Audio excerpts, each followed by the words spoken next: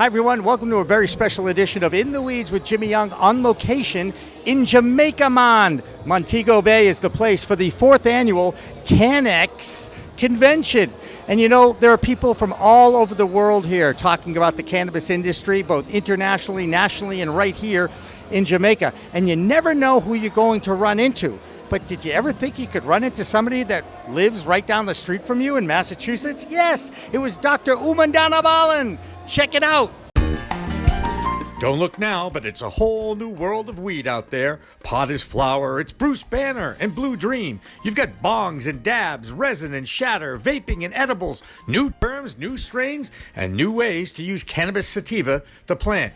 Some just made with CBD, and hemp has minimal THC. There's sativa and indica strains, and 100 chemicals, all legal in 10 states for adult use. There's a lot to get to know. Get used to it, folks, because it's legal in the Bay State and it's not going away. Neither is In the Weeds with Jimmy Young next.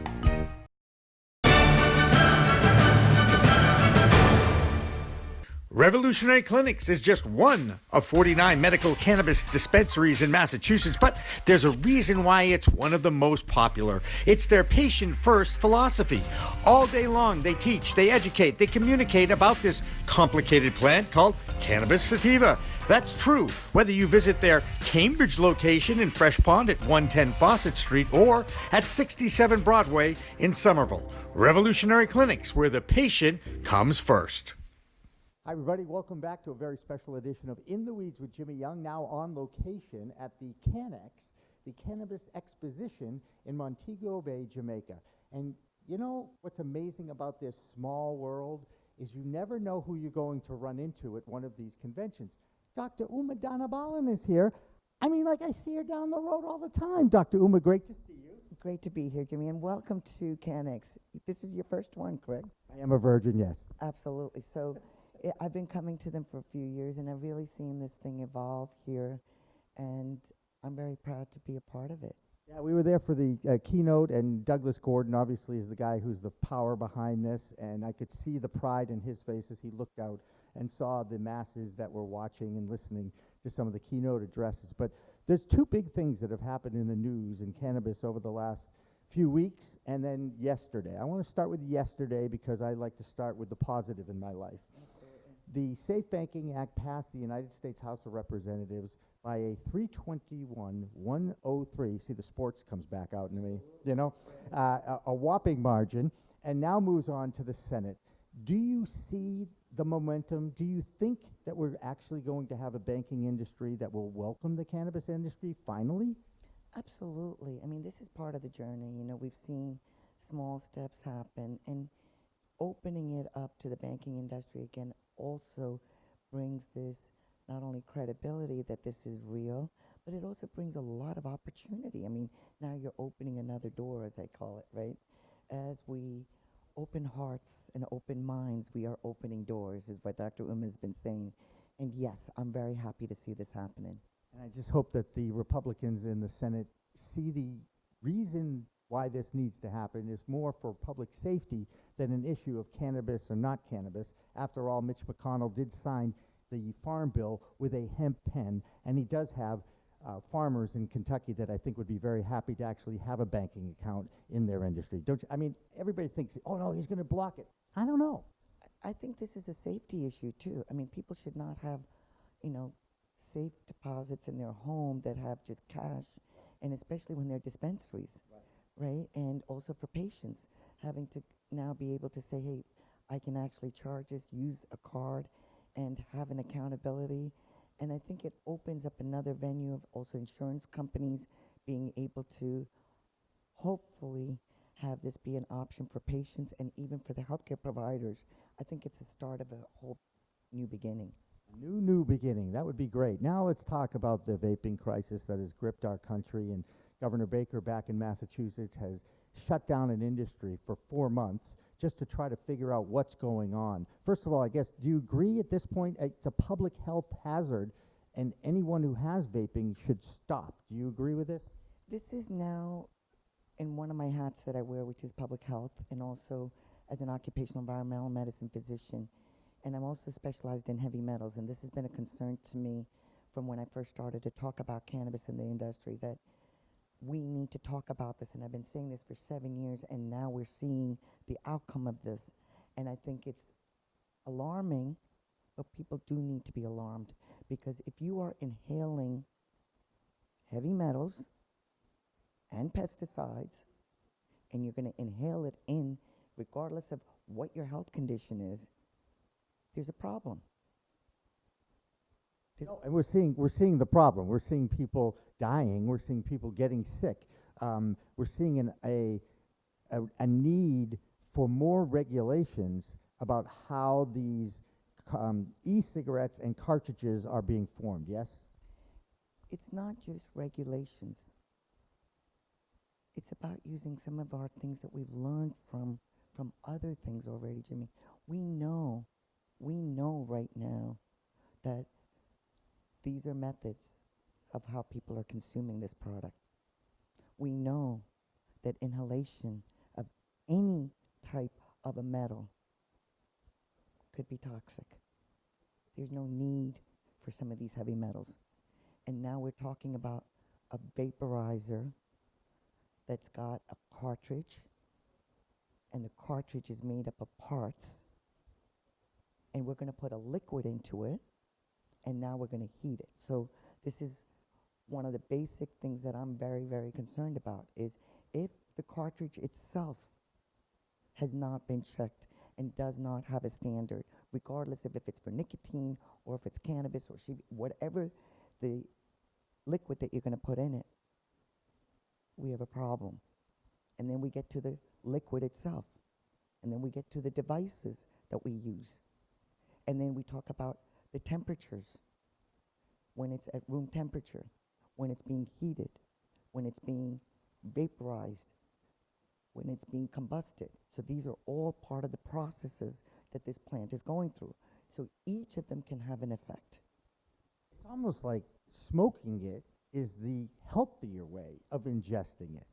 Now, I have promoted inhalation as a method, and I've said if we can make sure that your products that you're consuming are produced in a clean manner, meaning you know what went into it. If it's not clean to begin with, and we concentrate it, or we make extracts out of it, or we do other processing to it, we are going to have concentrated forms of a potential toxic material. And that's what we're seeing the effects of. And depending on the individual, it can vary from a microdose to a macrodose that it takes you, but it could be also cumulative. And those are my biggest concerns, and it's a whole conversation of its own just to look at piece by piece, and that's what I really want people to understand. Regardless of what it is that you're putting in your body, you must become an educated consumer, and you are a customer. And it's your body. You are responsible for it, not a government. You are, right? Or we are. And you are still in charge of what you put in, and you decide how you're going to put it in. But it's still a medicine. It's still going to interact chemically with our insides. And because we are all different inside, it has a different effect. That being said, where do we go from here? How would you like to see the regulations change? Do you want to see the ban on all e-cigarettes and cartridges at this point be permanent? It's a starting point right now till we figure out what's happened and where the source of the problems are. This is how we do investigations. As a public health officer, as I consider myself, this is about the public health. It's about each of us, because this is going to impact somebody in some way. If it's not your child or yourself, you know that somebody is using these products right now. And they're in different forms. We talk about nicotine that's been around there. And yes, we didn't want people smoking the cigarettes, so we gave them these toys now to play with. But again, we're saying, okay, it's about harm reduction. Harm reduction. So if it helps people to get off of one thing, but at the same time, if you're giving them something that's toxic, let's think about what we're really doing. It really comes back down to education again, right? You should recognize what you want to put in your body, how you're putting it in your body. Well, I've said this for a long time. Food is medicine. And I consider cannabis is food and medicine. And if the food is processed and contaminated and I consume it, my body ultimately has to compensate for it. And this is why we're having illnesses. We're relying on the government. We're relying on the producers of these products. At the end of the day, you still have to become responsible. Yet it is also the responsibility of the people that are making these products to say, what am I really doing? And they know very well. And start asking yourself, and I would really prefer people start to grow their own, but also know what you're putting into the product. Yeah, there you go. And in Massachusetts, they're allowing you to grow 6 plants in your household per adult. So that, again, perhaps Massachusetts doing a decent job at trying to roll it out, try to figure it out, while the rest of the nation watches how Massachusetts handles these kinds of crises. Dr. Uma, running into you in Montego Bay, it'll be a thrill I'll never forget. Thank you so much for joining us. Thank you very much. And remember what Dr. Uma says, educate, embrace, and empower. Reach one, teach 10, teach one, reach 10. Whatever the knowledge that you learn, please share it, because it's our patients that are educating the doctors. Doctors have not been taught about cannabis or the endocannabinoid system, and we're changing the stigma and making sure that safety first and do no harm is what I'm saying. We're playing catch up, though. We are definitely playing catch up. Dr. Uma Dhanabalan here at, I said Dhanabalan? Dhanabalan. You got it. I've said it 500 times now. And of course, if Bob Lobel can pronounce it, I can pronounce it. Go with Dr. Uma. Dr. Uma it is for Dr. Uma. I'm not Dr. Jimmy. I'm just Jimmy. And remember, it's a whole new world of weed out there. Use it responsibly. Well, that'll do it for a special In the Weeds with Jimmy Young on location at Cannabis in Jamaica. We've got 6 or 7 more episodes coming up of In the Weeds with Jimmy Young, featuring some of the most amazing speakers and attendees at that 3-day convention. And that will include a one-on-one with Bruce Linton, Perry Antleman of CBD Medic, and many more from around the world. Revolutionary Clinics is just one of 49 medical cannabis dispensaries in Massachusetts, but there's a reason why it's one of the most popular. It's their patient-first philosophy. All day long, they teach, they educate, they communicate about this complicated plant called cannabis sativa. That's true whether you visit their Cambridge location in Fresh Pond at 110 Fawcett Street or at 67 Broadway in Somerville. Revolutionary Clinics, where the patient comes first. In the Weeds with Jimmy Young is a production of the Pro Cannabis Media Group for the education and information of our listening audience. The opinions on this podcast are strictly those of the hosts of the program and do not represent Pro Cannabis Media or any of its affiliates. No medical advice is given, and any use of cannabis should be by adults over the age of 21 and used responsibly.